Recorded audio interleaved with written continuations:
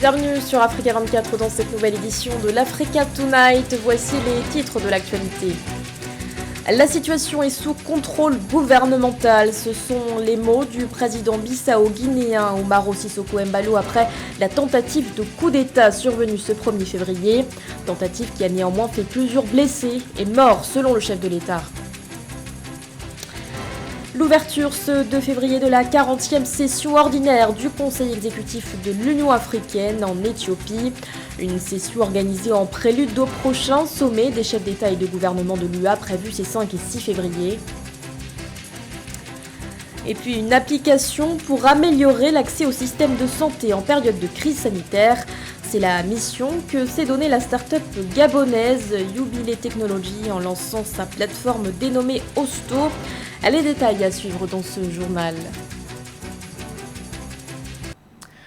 Mais tout d'abord, les Lions de la Teranga en rugit. Ce soir, le Sénégal affrontait ce 2 février le Burkina Faso sur la pelouse du stade Amadou Ahidjo de Yaoundé dans le cadre des demi-finales de la CAN 2022. Score final, 3-1. Les Lions ont ouvert le score avec un but de Abdou Diallo à la 70e minute. Le milieu de terrain du PSG Idrissa Gueye a ensuite doublé la mise à la 76e minute. Le Burkina Faso est néanmoins parvenu à trouver le chemin des filets à la 82e minute avec une réalisation de Blati Touré. Mais les Lions ont finalement creusé l'écart à la 87e minute. But Sadio Mané. Je vous propose d'écouter à ce sujet Philippe Ndioro, consultant et ancien Lion indomptable. Une bien belle victoire du Sénégal qui prouve encore que c'est une grande nation du continent. Elle était en finale en 2019, elle est en finale en 2021. J'ai vu un très beau match. Je rends aussi hommage à l'équipe du Burkina Faso, mais le Sénégal a élevé le niveau avec un Sadio qui a prouvé qu'il était un des meilleurs joueurs du monde. Je ne pense pas que cela a une grosse incidence. Quand on perd en demi-finale, on est déçu.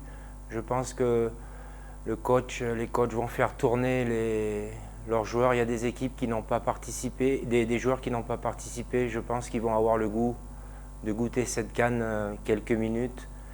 Et après, bon, c'est vrai que dans une CAN, on ne se rappelle pas souvent qui a été 3e ou 4e. On se rappelle le vainqueur et le vaincu.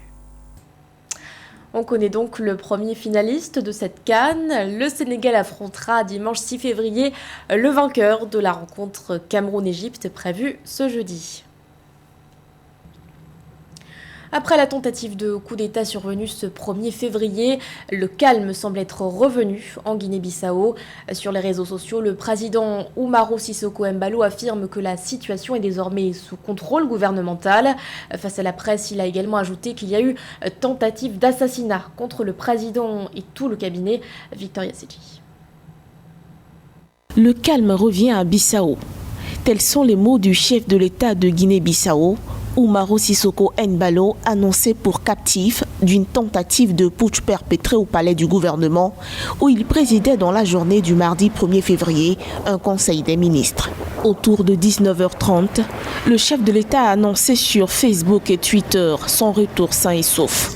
À l'occasion d'un discours prononcé également au palais présidentiel, le président Umaro Sissoco Embalo a déclaré la maîtrise de la situation par les forces de l'ordre qui ont pu mettre fin à une attaque contre la démocratie. Je vais bien, alhamdoulilah. La situation est sous contrôle gouvernemental. Je remercie la population de Guinée-Bissau et toutes les personnes au-delà de notre pays qui se sont inquiétées pour mon gouvernement et moi. Vive la République et que Dieu veille sur la Guinée-Bissau. En début d'après-midi du mardi 1er février, les coups de feu qui ont retenti autour du palais du gouvernement alors que se tenait un conseil des ministres qu'il présidait en présence du Premier ministre ont duré 5 heures selon l'exécutif. Le président a évoqué plusieurs décès suite à ces tirs nourris, sans en préciser le bilan. Nous attendons également que peut-être la lumière soit faite sur le nombre de victimes, puisque le président a annoncé qu'il y a eu beaucoup de morts et des gens aussi sont arrêtés. Les yeux se tournent un tout petit peu vers l'ancien chef d'état-major de la marine, Boubouna Tchoutou, qui a été vu, selon plusieurs sources concordantes, le matin même du coup d'état, en treillis militaire dans le camp de la marine, alors qu'il a quitté ce camp il y a une dizaine d'années. Alors qu'est-ce qu'il fait Dans ce camp, c'est le mystère. Bissau a dormi sur ses deux oreilles, la situation était calme, la nuit était vraiment calme. La ville, peu à peu, a repris son rythme. Seulement, certains édifices publics sont restés sous la surveillance, notamment la télévision, le palais du gouvernement, qui était le théâtre des opérations hier. Mais on attend de savoir exactement de quoi la journée sera faite. Hier soir, après la déclaration du président de la République, il y a eu une réunion d'urgence entre le président et la haute hiérarchie militaire. Selon certaines sources, le palais du gouvernement a été attaqué par un groupe de commandos. Rappelons que 3 jours avant, un remaniement initié par le président et jugé discriminatoire envers le premier ministre Nuno Gomes Nabiam a suscité indignation. Par ailleurs, depuis lundi 31 janvier, le décès du chef d'état-major général des armées, Biagé Nantan, un fervent soutien du chef de l'État, est sans cesse annoncé par des médias. L'actualité, c'est aussi la reprise du procès relatif à l'assassinat de l'ancien président Thomas Sankara au Burkina Faso. Une reprise entamée ce 2 février et qui fait suite au rétablissement de la Constitution annoncée par la junte au pouvoir 2 jours plus tôt. Pour rappel, ce procès historique s'est ouvert en octobre 2021, soit 34 ans après les faits. 12 prévenus sur 14 siègent sur le banc des accusés pour complicité d'assassinat, recel de cadavres et attentat à la sûreté de l'État. L'ancien président Blaise Compaoré en est le grand absent, une absence déplorée par l'avocat de Mariam Sankara, Ferdinand Zepa, lors de l'ouverture des plaidoiries ce mercredi. Avant la tenue du prochain sommet des chefs d'État et de gouvernement de l'Union africaine en Éthiopie, le conseil exécutif de l'organisation se réunit pendant 2 jours. L'organe a démarré ce 2 février les travaux de sa 40e session ordinaire. Pandémie de coronavirus, vaccination ou encore coopération bilatérale sont au programme. Les précisions de Viviane Bauken.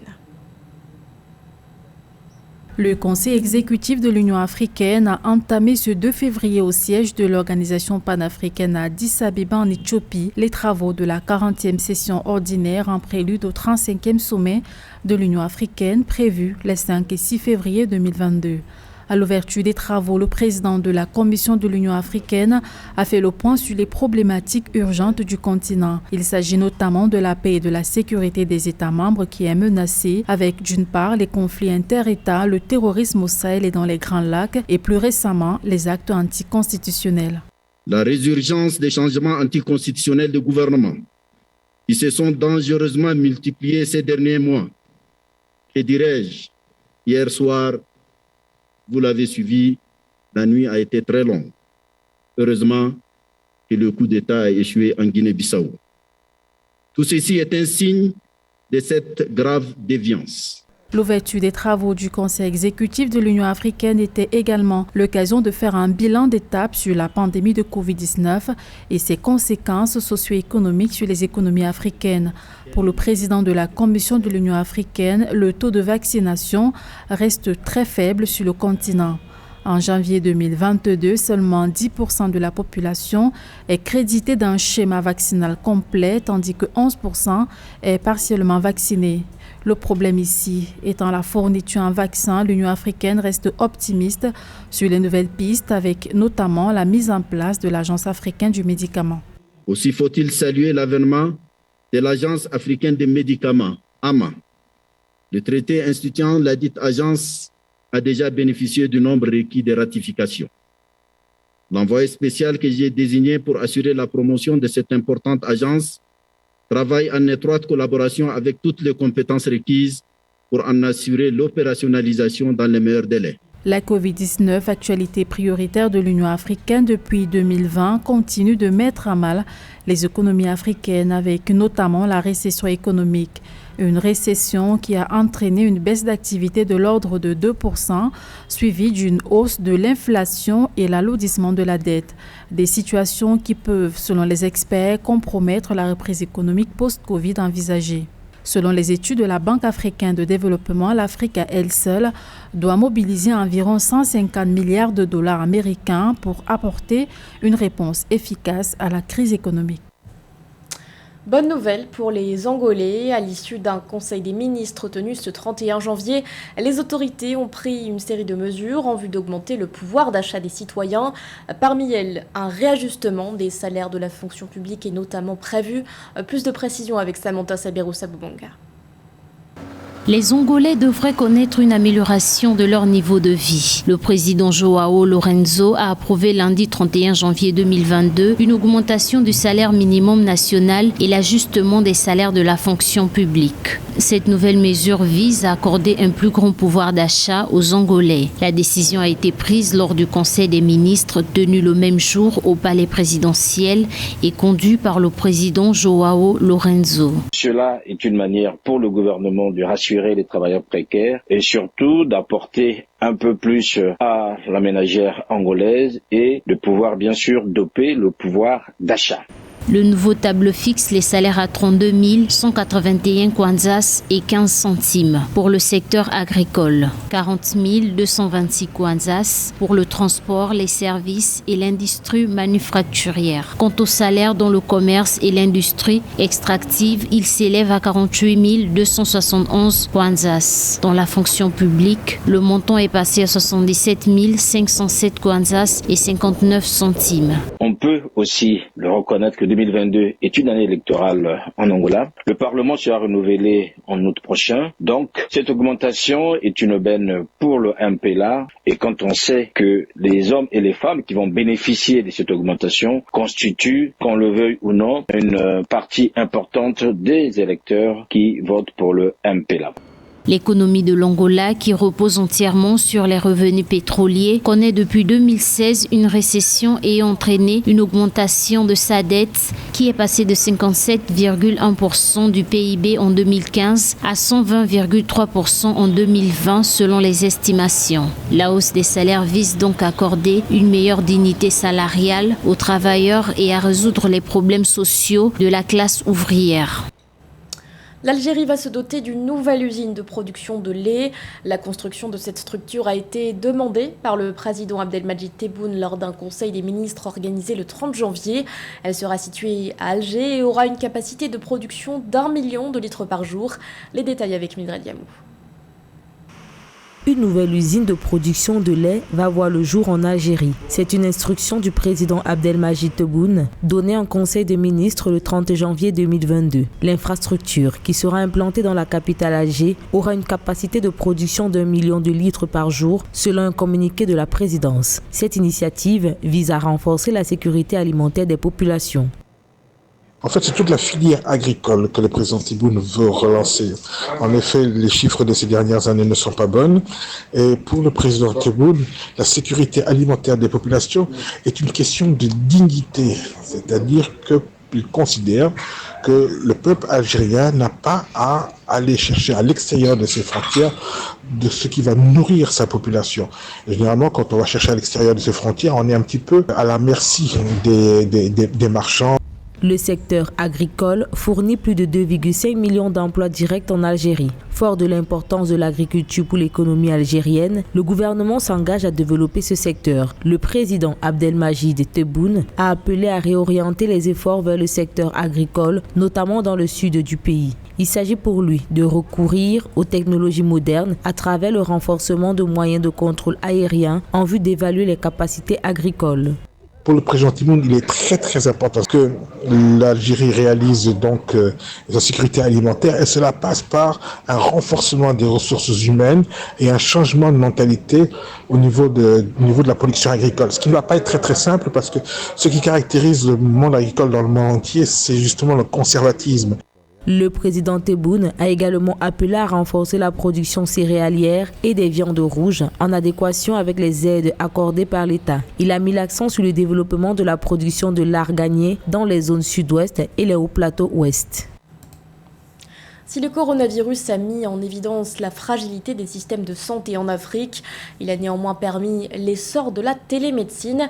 C'est dans ce contexte qu'est née l'application Hosto, développée par la start-up gabonaise Yubil Technologies, une aubaine pour les personnes vivant dans les zones rurales notamment. Samantha Sabirou-Sabubanga. La start-up gabonaise Youbil Technologies a développé l'application de e-santé dénommée Osto, dédiée à l'amélioration de la santé des populations par la mise à disposition de services utiles et innovants. Ce nouvel outil d'aide est un puissant système de gestion de l'activité des structures de santé. Déjà disponible en téléchargement, la plateforme a été officiellement présentée le 27 janvier 2022 à Libreville.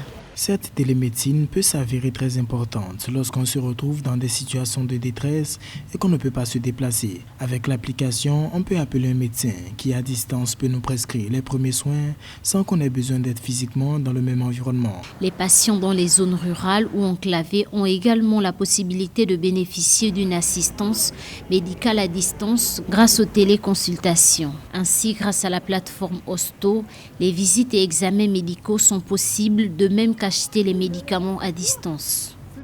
De prime abord, je pense que cette application Osto est la bienvenue pour toutes ces personnes qui pourront s'en servir et qui pourront d'ailleurs la domestiquer. L'on a tendance souvent à déplacer des problèmes qu'on ne les résout. Je crois qu'on gagnerait à résoudre ces petits problèmes-là. Ce manque, par exemple, de personnel hospitalier, des grèves un peu par-ci, par-là. Malheureusement, c'est mon point de vue.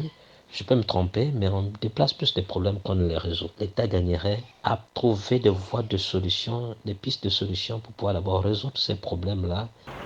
Les concepteurs de Osto ambitionnent à travers cette plateforme de réduire les files d'attente dans les hôpitaux pour les populations voulant se faire consulter par un spécialiste. Quant aux professionnels de santé, Osto leur permettra une meilleure gestion de l'activité au sein des structures de santé, entre autres blocs opératoires, stock de matériel médical et statistiques. L'actualité sportive pour finir avec la date de la petite finale de la CAN 2022. Initialement prévue ce dimanche 6 février, la rencontre a finalement été avancée à ce samedi 5 février. Une information divulguée par la commission d'organisation de la CAF qui dit s'être concertée avec les autorités camerounaises ainsi qu'avec le comité d'organisation locale. Ce journal a été réalisé par l'ensemble de la rédaction. Merci de votre fidélité. L'actualité continue sur Africa 24.